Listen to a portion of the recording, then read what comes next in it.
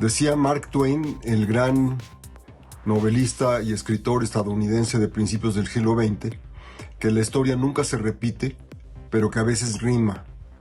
Me parece que hay una situación histórica interesante, importante, que debemos observar los mexicanos de hoy para entender los riesgos que se enfrentan en el año de 2024, en la transición que el país está experimentando este año.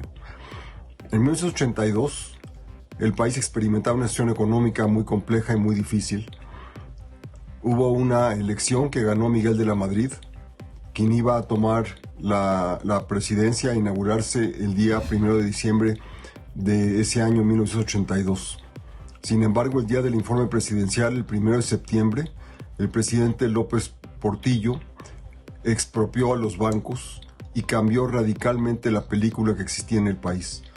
Como digo, ya había una situación crítica que no se parece a la que tenemos hoy en día, en el sentido económico, pero el actuar del presidente saliente, de López Portillo, creó una crisis política de la que no se salvó ya el siguiente gobierno, el de Miguel de la Madrid. Hubo a partir de ese momento, durante toda la mitad de los 80, hubo casi hiperinflación, hubo una situación caótica en la política mexicana, hubo una alienación completa de la inversión nacional y extranjera, hubo una enorme desconfianza, los precios subían sin parar, el peso se devaluaba de una manera sistemática y constante.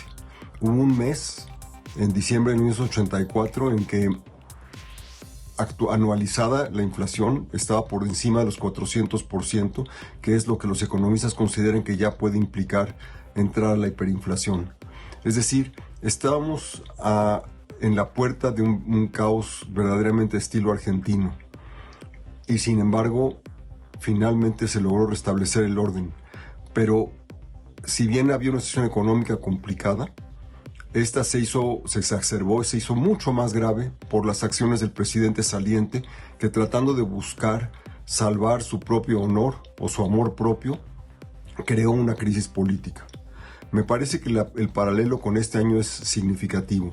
El presidente López Obrador quiere aprobar una serie de reformas muy importantes en materia política, en materia judicial, en materia de instituciones, y lo quiere hacer todo en el mes de septiembre, el último mes que él va a estar en el gobierno.